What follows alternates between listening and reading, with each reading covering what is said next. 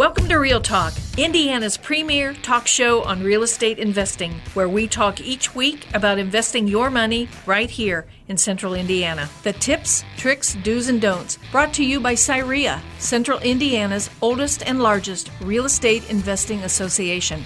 Hello there, my name is Vicki Perry, and I'm the Executive Director of CIREIA. We have over 600 members, all active in or learning how to be active in real estate here in the Indiana market. This radio show is available on FM 95.9, AM 950, podcast on YouTube, and www.cireia.org. Join us each week as we talk about how you can make your money more active with better returns and help the community that you live in with real estate done the right way. Now, on with the show.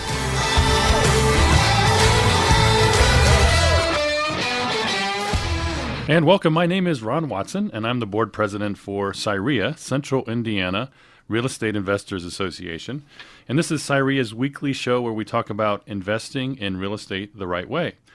Our show will help you finally get started in investing in real estate by presenting you with the practical information you need to be successful, whether you're a seasoned investor or just learning. We'll help you get to the next level and find the path that's right for you. Last week, we talked with Will Hall and Dustin Rule, owners of newparadox.com. If you missed that episode, you can listen on the CIREIA channel on YouTube or tune in to our website with www.cireia.org and also check our calendar of events.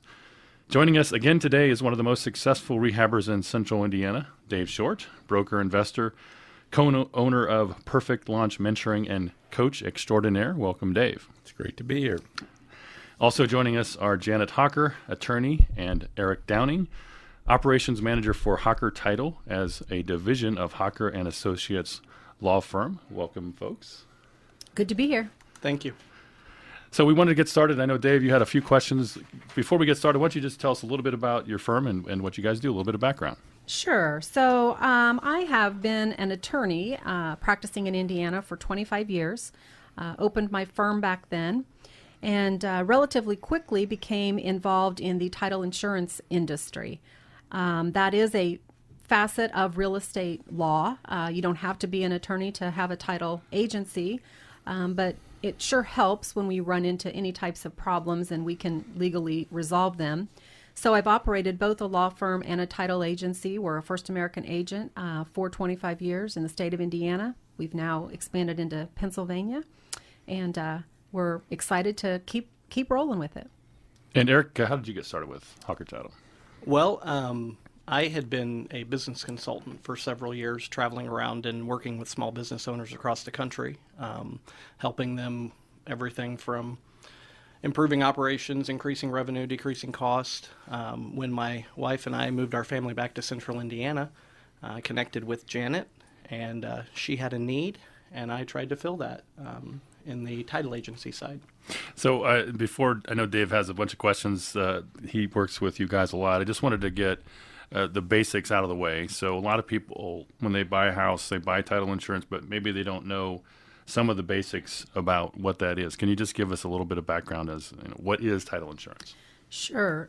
Title insurance is different from the typical types of insurance that people purchase in their lifetime. An auto policy insurance, a homeowner's insurance policy, those are typically purchased to insure something that may happen in the future.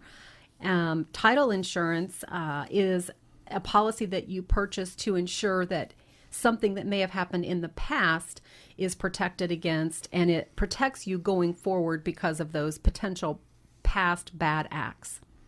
Title insurance, most investors like myself, we pay cash for properties when we buy them from other homeowners of banks or other institutions. Why do I need title insurance if I'm paying cash and they're already in title? Well, as I said, you purchase the policy to make sure that what you are purchasing and paying your hard-earned cash for is going to be clear title. Otherwise, you're virtually taking the word of the person that's selling it to you or the entity that's selling it to you. And if, for example, you find out a year from now or 5 years from now that there was a party in the past chain of title that had a right to the title to the property, maybe by virtue of an estate, they were an heir, and they're making a claim. And if the court would find that their claim is valid and you did not have an insurance policy to defend you, pay your attorney fees, and back that up, you may actually lose the property. So whether you're paying cash or getting a mortgage, as the owner of the property, you want to protect your investment because it is the title that gives you that value. Eric, in your role as operations manager for Hawker, how do you fit in the whole thing? I know anytime I want to get a hold of your office, you're fairly easy to get a hold of. And so what's your role in the process of the title insurance? So I help manage the staff of the title company. So from the minute we get an order in from a customer, we have a process that it flows through our office, the file. I call it the life of a file, I guess. But so my role is to help make sure that gets through from start to finish as quickly, efficiently, and effectively as possible. Okay. Do you guys, when you get the file, you look over the file, obviously you alert us if there's issues with a title policy on this or a title defect lien, or explain some of the things that might be on a title policy that would cause an investor or even a regular homeowner concern. Well, there's a lot, and I can let Janet speak to some of those too, but some of the more common ones that we see might be like Department of Code Enforcements. We call them DCEs. Oh, I hate those. So those are pretty common. But, you can have everything from hospital liens, credit card liens. I'll let Janet go into some more of the specifics on those. Typically the things that we investigate for, and we are required by our underwriter to have a checklist, so to speak, of all the things that we are required to investigate prior to saying, hey, the title is clear, or it's clear if we can pay these things off or take care of these things.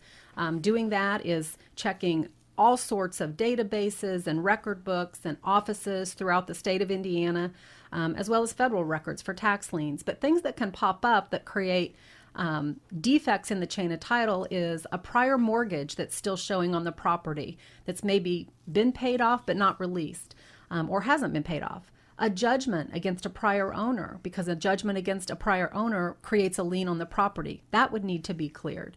There can be property taxes that are delinquent. Again, the code enforcement violations. Those investors out there know, if you work in this business on a regular basis, that local governments are doing everything that they can to make sure that the properties are in good order. And if they determine that they're not, they put liens on the property based on fines.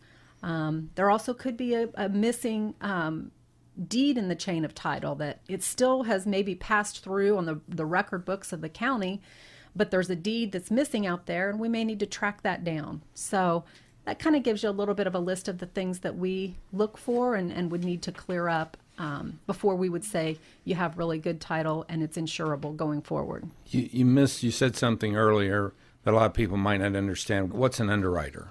So with any title agency in the state of Indiana, basically the country works the same way, because there are underwriters who will say, okay, Janet Hawker and your company, we're going to allow you to be an agent for us. We'll let you issue insurance premium or policies and commitments. In exchange for paying us a premium, we will give you insurance and the ability to say, we're going to actually insure this if it goes, into a claim that needs to be paid. Almost all of your insurance companies, whether it's in title insurance or any other type of hazard insurance, works the same way. And the reason is those underwriters have the deep pockets. They're the ones that you're really relying on and able to actually pay those claims, because title claims can be really large. So title agencies operate as agents for underwriters. Our underwriter is First American. They have lots of agents across the country, but as an underwriter, not only do they pay claims and defend claims if they're valid, they also provide guidance to us on the things that we're required to do to be their agent and give those types of title commitments. If you have a problem, I know you talked about many of the things that can go wrong. Typically, who is responsible for fixing those things that you identify before the closing? The title company, the staff, we have a whole department that's called clearance, and they do title clearance, meaning they act as investigators. And some people are just really cut out for it and do a really good job. They actually kind of enjoy tracking those things down. There are times when we will, get to a point where there's only so much that we can do, and we'll reach out to the buyer or the seller and ask for some information or maybe even some legwork that they would physically have to do. You have to walk over to the neighbor's house and ask them if they'll sign this consent to encroach on the property. It's been there for 50 years, but we don't go out and do those things. We would ask the buyer or the seller. But as far as investigating the records and all of the different types of, online databases, we do that as a title company. We clear that if we can. So when you're working with your clients, how often do you uncover problems? Is it very common or not very often? I mean, just give me an idea of how many times you run into things. Well, for our company, I like to say if we can't close it, nobody in Indiana should be able to. I feel that it's not that we don't run into problems, but we like to say that we resolve those, or we say we know how to resolve those by the time you get to the closing table. There really isn't I think there's a misconception when people say, I should have clear title. Why don't I have clear title? Any chain of title that you pull up, those things don't go away. For example, a federal tax lien is on the title, the chain of title, even when it's released. Now it shows that it's released, but it will still show up in the chain of title.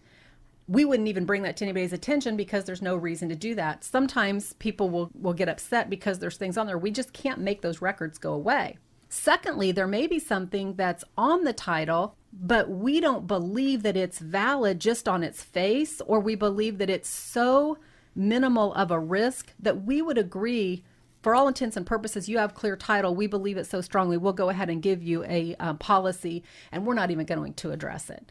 So there's really no such thing as clean title of record. It does happen, but there's lots of things on there. It's all about managing what is the risk for us if we say you have insurable title, and we'll back it up and we'll defend it if we have to. So we're speaking with Janet Hawker and Eric Downing, and there's a lot more we want to cover, a lot of information as you're speaking there that raise some additional questions for me, I know. And we want to talk about some more things that can go wrong, what can go right, costs, and all of those things. We're going to take a break, and we'll be right back after this. And welcome back to Real Talk. I am Ron Watson, president of the board of directors. And today we're talking to Janet Hawker, attorney, and Eric Downing, operations manager for Hawker Title, as well as Dave Short, rehabber here in Central Indiana for over 25 years. Hard to believe, Dave, but that's what they tell me. Just went by. So my crack research team has provided me with some information that says 1 out of every 3 searches reveals a title or public record defect that's fixed before the transaction closes. Is that more so with abandoned or distressed properties, or does that make any difference? Well, our title staff, their full-time job is to investigate the title and determine things that can be cleared prior to closing.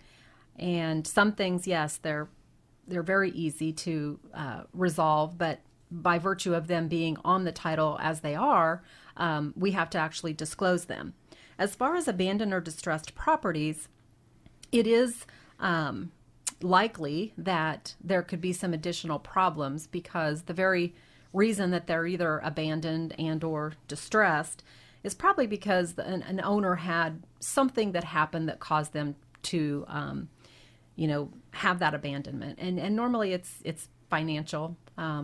So if there's financial issues, then they're probably not paying the property taxes, and they're probably not staying up with the grass being cut, probably not maintaining the condition of the property.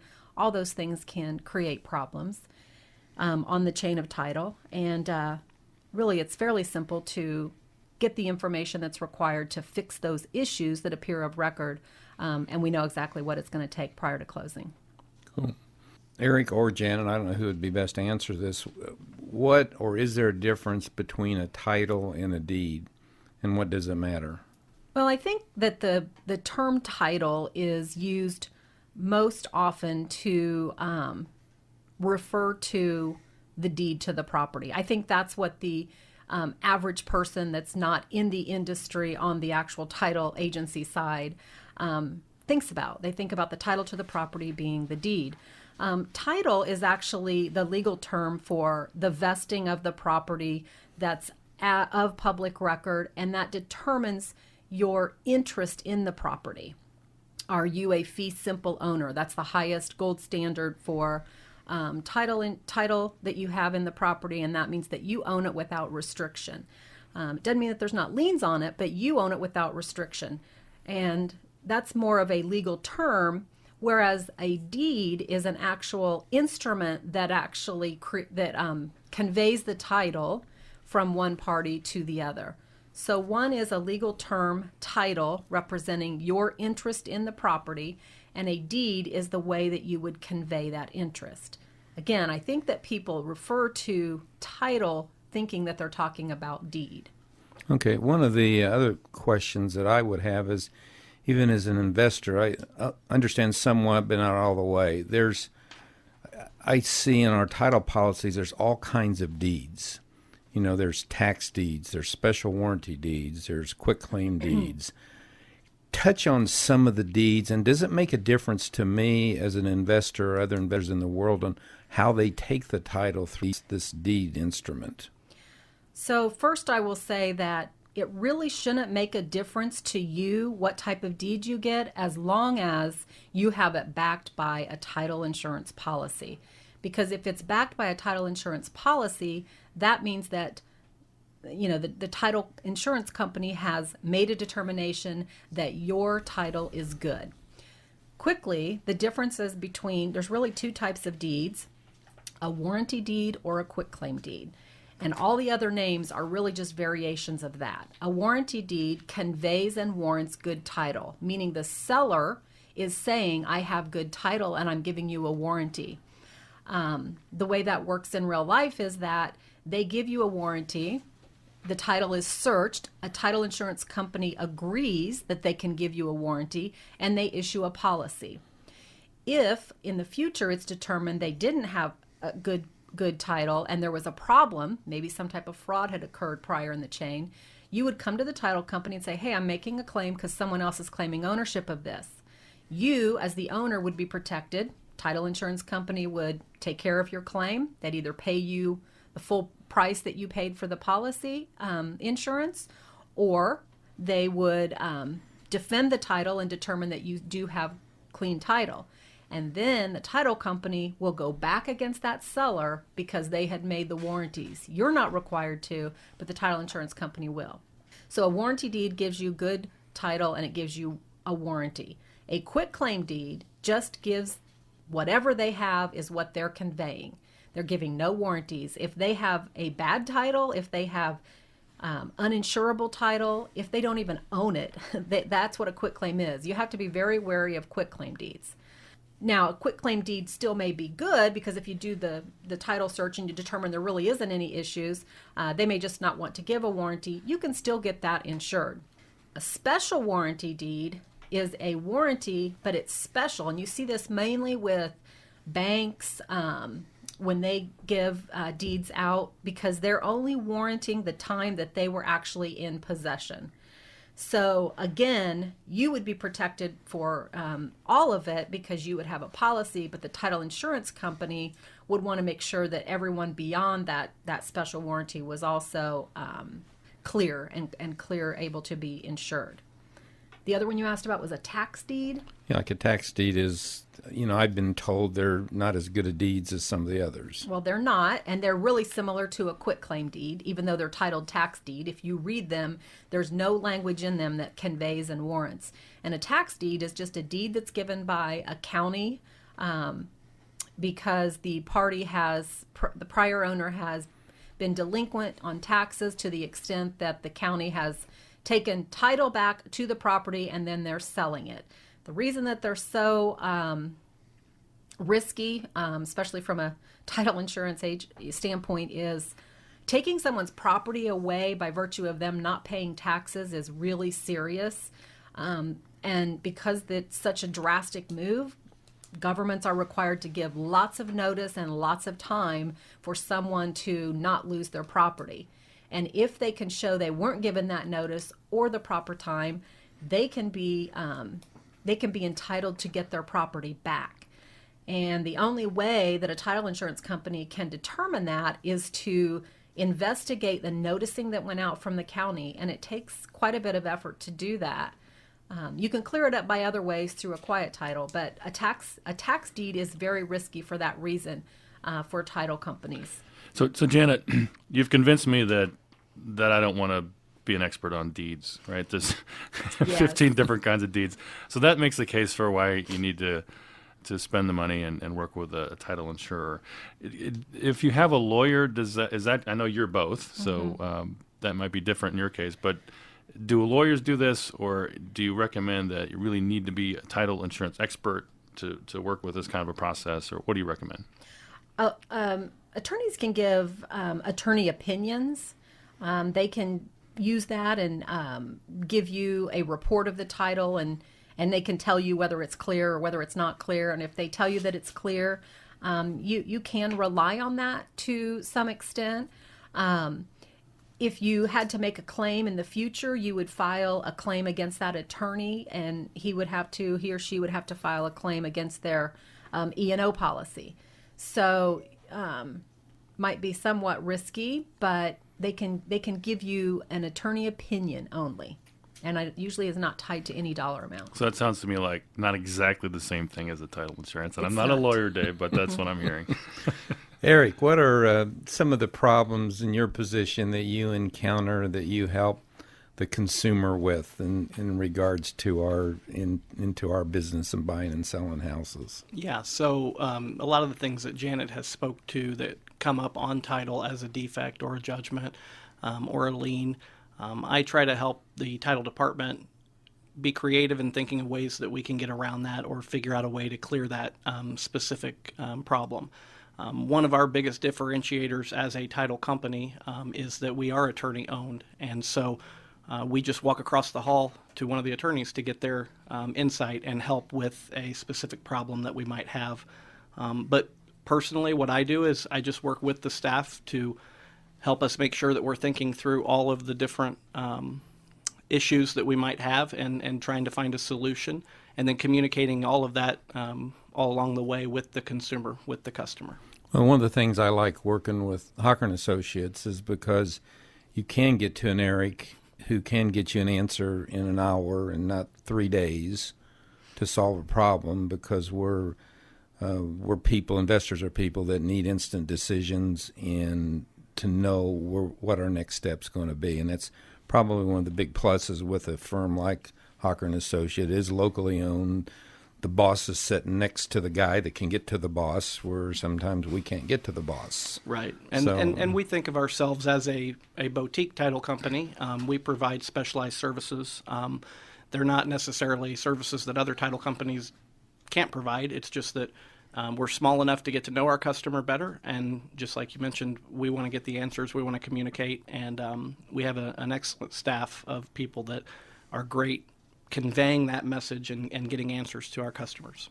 Okay, cool. Well, that's one of the reasons we like to do business with you, and that's one of the reasons you're a preferred vendor at CIREIA, because of some of the things that we get into that we sometimes can't get ourselves out of.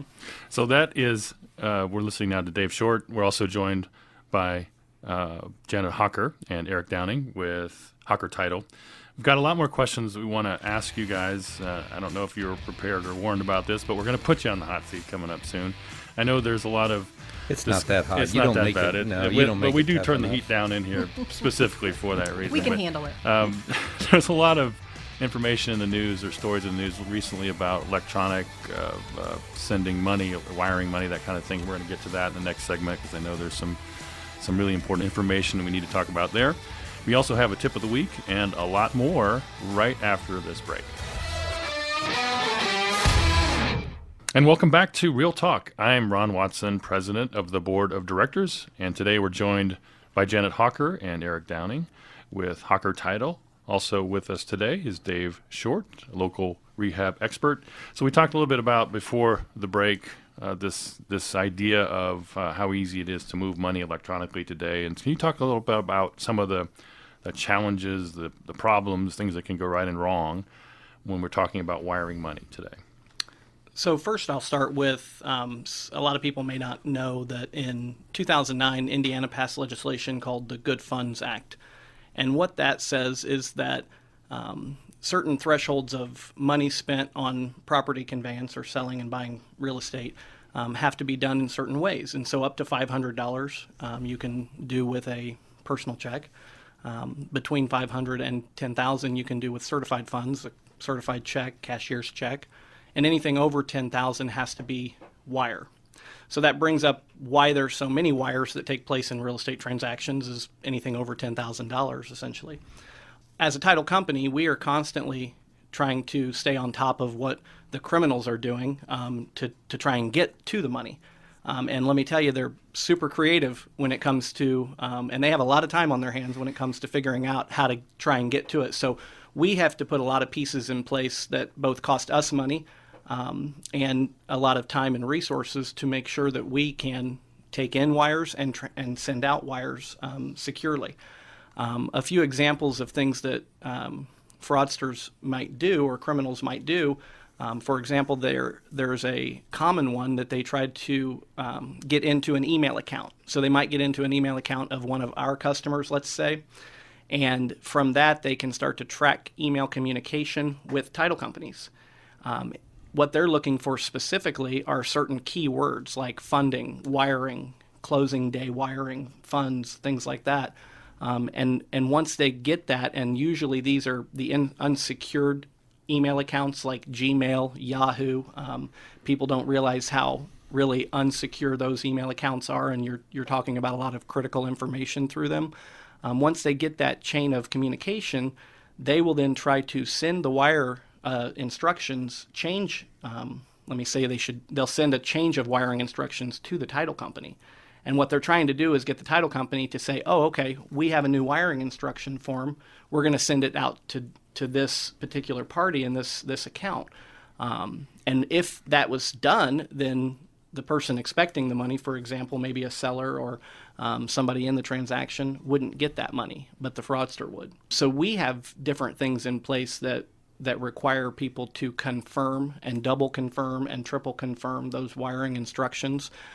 We also have a secure portal where those instructions can be sent to us. So that is something that is through an additional agency that we, a third-party vendor, a secure portal that they can send those instructions and other documents to us. Janet or Eric, I know when you use the term insurance, you make the assumption that mistakes are made and claims have to be paid, as they are in homeowners.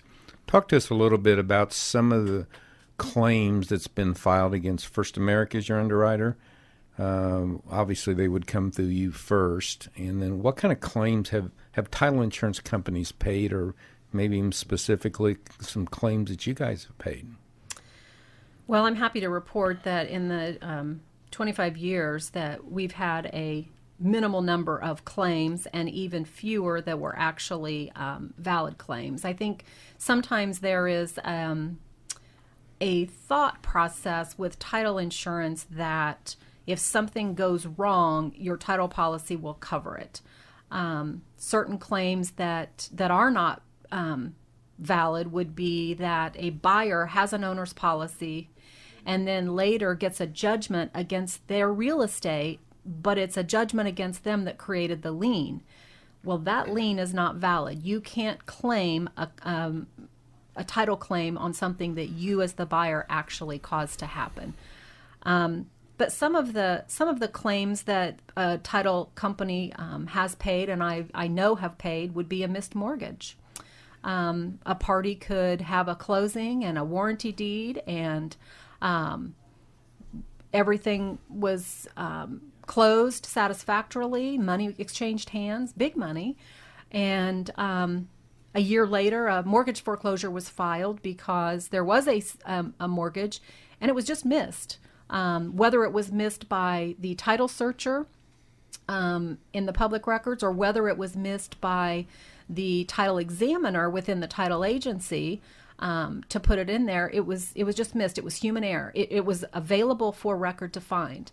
And that was a big claim. That was like $180,000 claim. So the title policy holder was made whole.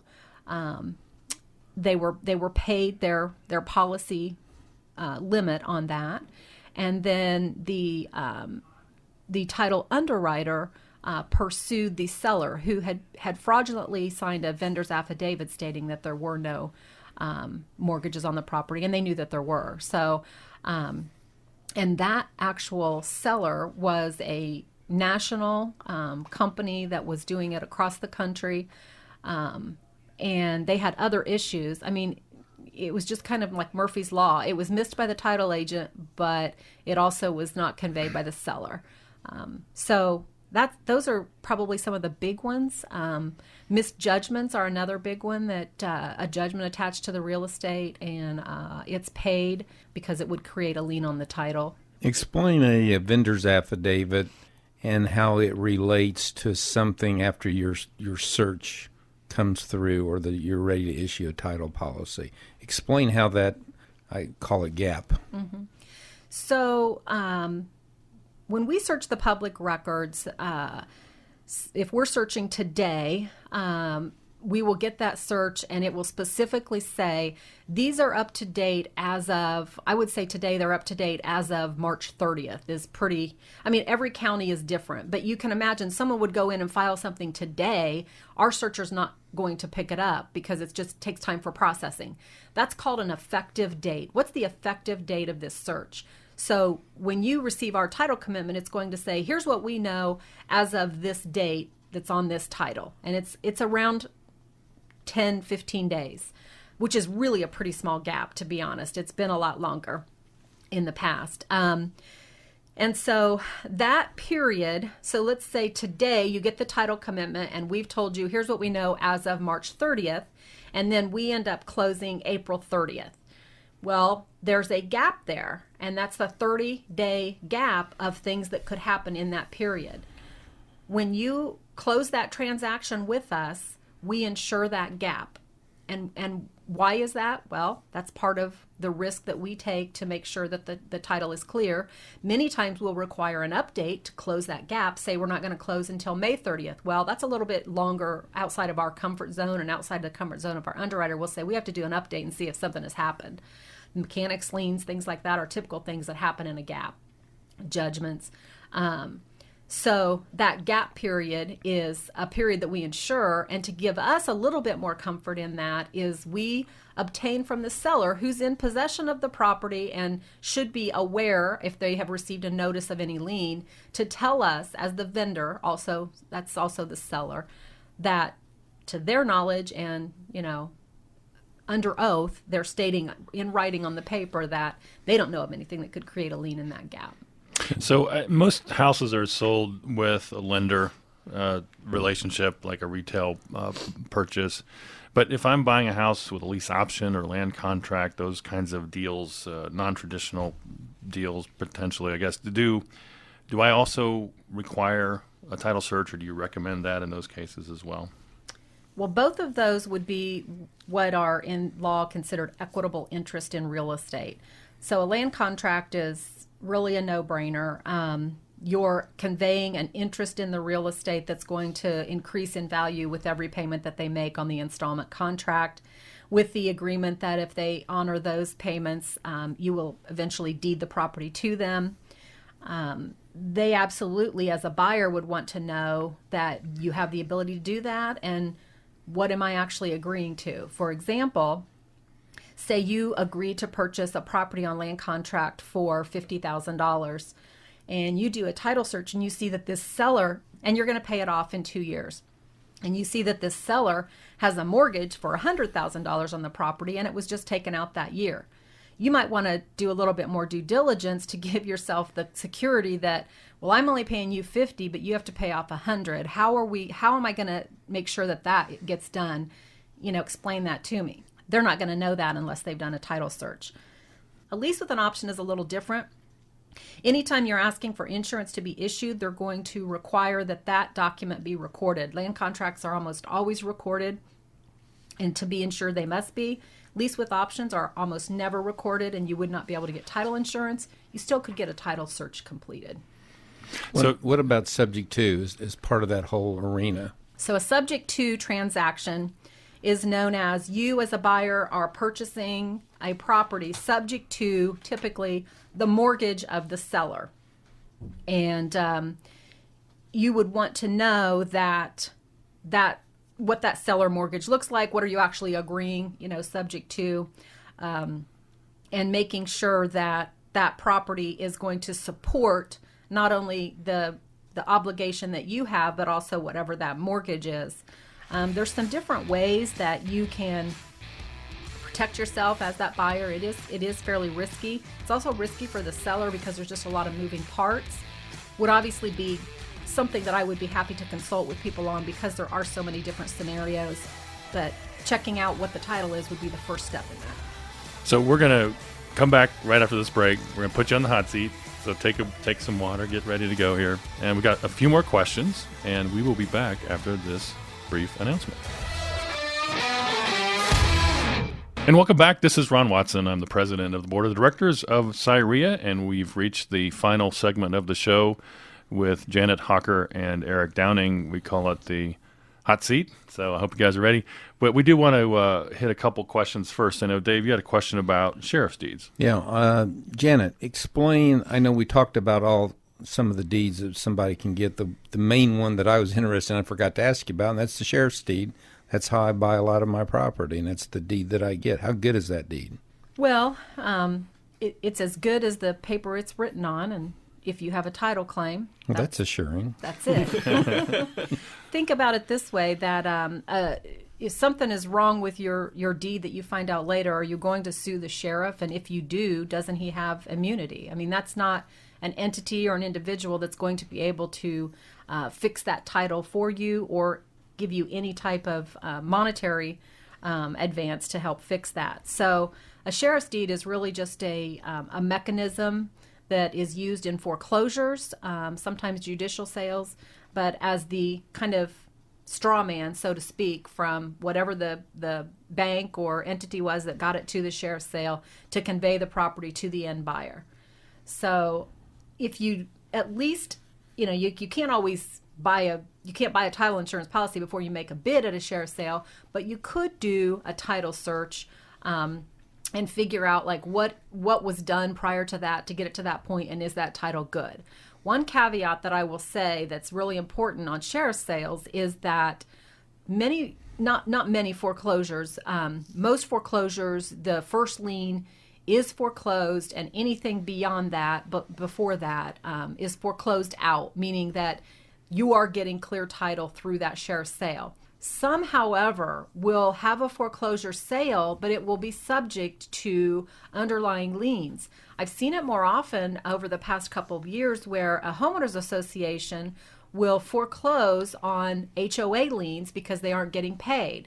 They'll take the property to the sale, and there'll be a bid for $5,000 to pay off the homeowner's liens, but it's subject to that first mortgage because it wasn't foreclosed. So you think, I'm getting a sheriff's deed paying $5,000 for a $100,000 property, but that's not the true picture. The true picture is you've paid off the HOA lien, you've got title to the property subject to whatever that mortgage is. I know I've been at the sheriff's sale before, and a second mortgage has foreclosed on a piece of property, and somebody's bidding $30,000 on a $150,000 piece of property, and they don't understand they're taking over that first mortgage. So exactly can happen? Exactly the same scenario. It's a secondary creditor, HOA lien, second mortgage, judgment holder. They want to get paid, but you still would have to pay off the first mortgage, and they're just not participating in the foreclosure because they know they still have a valid lien. So basically, just don't show up at a sheriff's sale and start bidding, think you're getting a great deal. No, absolutely not. You just don't know what you're getting. Okay, so let's talk a little bit about what this process costs. If you're an investor and you're closing lots of deals, what can you expect to pay for title insurance? Is it based on the value of the property, or how do you arrive at a price? All the services that we provide, we can give a quote for, because sometimes you're not always buying a title policy. For example, you just want to have a title search done, or you just want to have a title search done and a deed prepared and recorded. So all of those are like a flat fee that we would give you the service for. And you're looking at anywhere between like $250 and $500, depending on how much the title search is, what documents are being prepared, what's being recorded. You're looking probably more in the neighborhood of like $250 for the average of those types of services. When you add on a title policy, we are a filed rate state, meaning that all title insurance underwriters are required to file their rates with the Department of Insurance as to what it's going to cost to insure the property, and it's based on value. So title insurance rates are actually not the most expensive part of the transaction anymore. Those are relatively low. And then the expense is the title search, the exam, the closing fee, the document prep, those ancillary services that are provided. And those are all disclosed, mostly on our website, or pick up a phone call, email, anything that you would like to know about those rates. So if I want to better understand what kind of insurance is required. So I buy a house for $50,000 and invest $50,000 into fixing it up.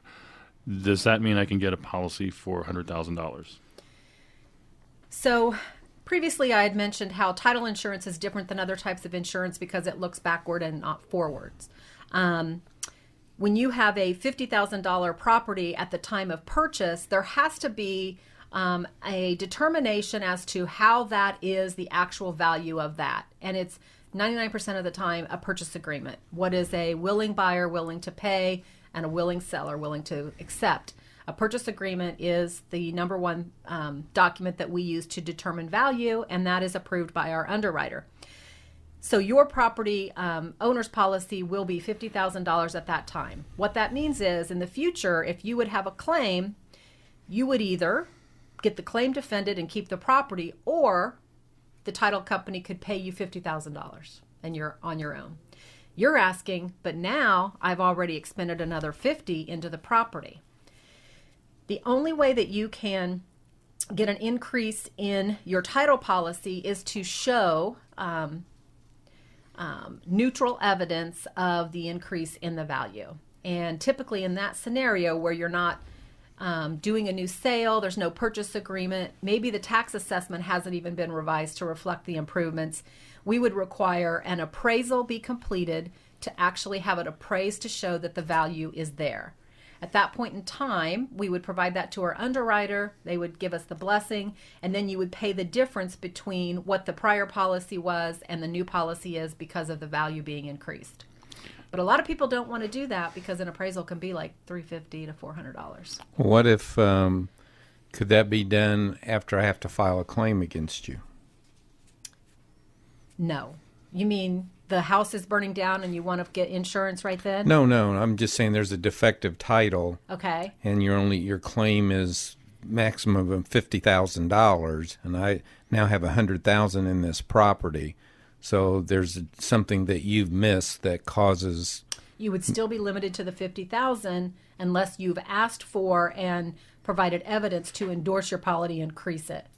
So your policy is going to be limited to the $50,000 regardless of the improvements that you've made on it. Because a title company, what you're saying is a title company could say that our claim's $50,000, there's a $150,000 mortgage we've missed. We're not going to pay that off. We're just going to give you $50,000. Correct.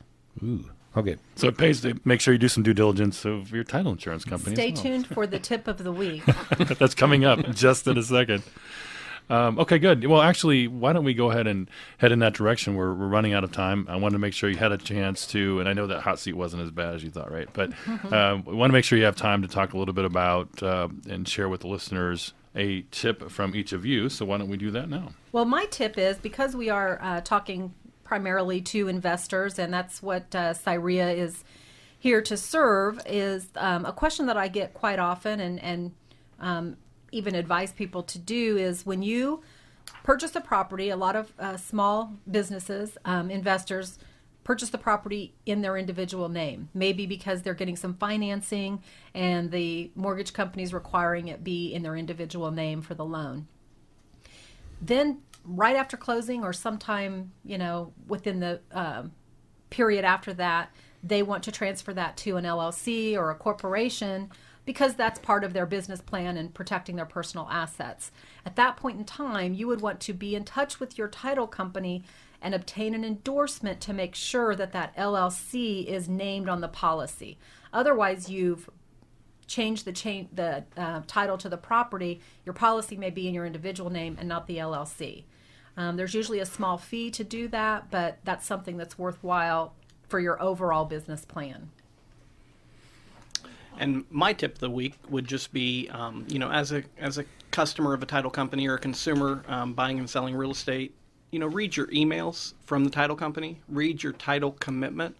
Oftentimes, we're answering questions, and we're always happy to answer questions, but the title commitment in itself outlines, it outlines the entire history of the property. It tells you the tax information. It tells you any liens or judgments. So my tip is just read the emails from the communication from the title company and read the title commitment. I think it would help you better understand the process as well. Well, thank you both very much. That was Eric Downing, and we also were joined by Janet Hocker from the Hocker Title and Associates law firm. Today also we were joined by Dave Short, and just wanted to mention to everybody that's listening that this week at CIREIA we have a class on how to hire a virtual assistant to help you with the task you are not good at or don't enjoy. And you can join us on Tuesday the 24th at the Broadmoor for this class at 6 p.m.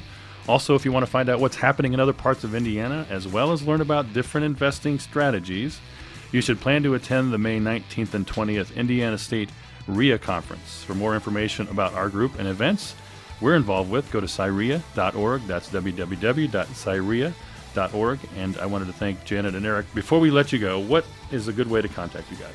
So you can visit us online at www.hockertitle.com, and you can call us at 317-578-1630.